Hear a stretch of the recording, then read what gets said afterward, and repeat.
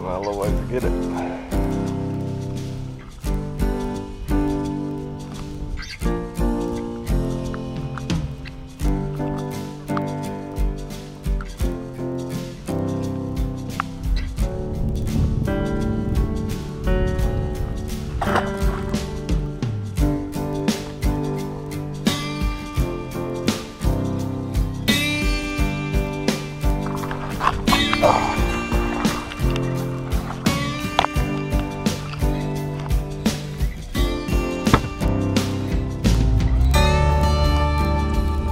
Scared me to death.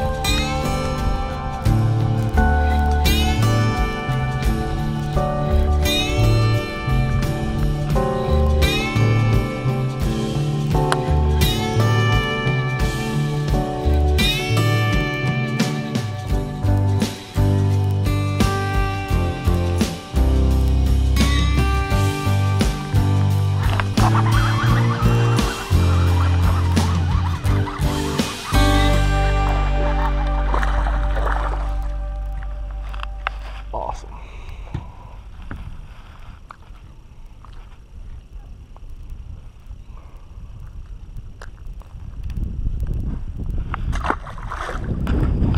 Okay guys, I'll do a real quick recap of the day. I got here, it's a vegetation lake, it's a power plant lake, early fall. It's November the 3rd, but it's the cold front is coming in and the water temp's about 79, 80 degrees still. So I came in, I knew it was grass. I haven't been here for a year. The lake had some flooding and now it's real low actually. So when I got here, the grass was almost to the surface, so that started creating some problems with what I wanted to do. So I showed up, I was actually going to throw this over submerged grass. I've been catching a lot this fall on the Super Spook Junior. It just got hung up on all the loose grass. Actually, you can see this is floating around the lake. This, you know, you got eelgrass, a millful. I think there's a little hydrilla in here as well.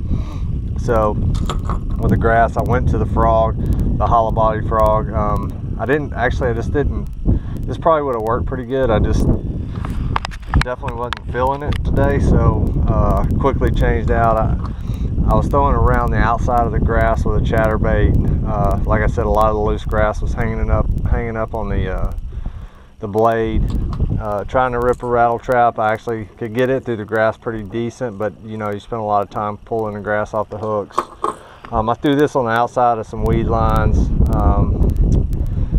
The jig, I did catch one in 22 foot of water with a 3/4 ounce jig, but most of them were shallow. Threw a spinnerbait, it went through the grass really well, but didn't catch any fish on this, and then I tossed this into some grass beds. So I wound up catching almost all my fish, actually all but one, on the Rage horny toad, or the Rage toad.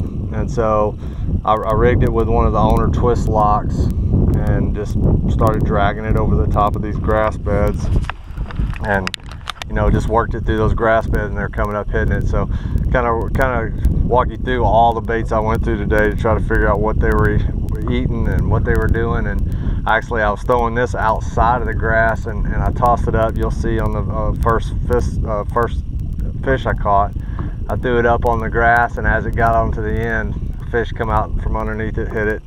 And so I kind of did this for the rest of the day, and I actually caught one at noon, and then, you know, close to 1 o'clock I caught one in 22 foot of water. So I see them deep. I've got to take off. I can't keep fishing, but I do see shad moving off, and I even see them in 30 foot of water. So I'm just not gonna fish for them very deep today. So just kind of recap on all the baits I went through this morning.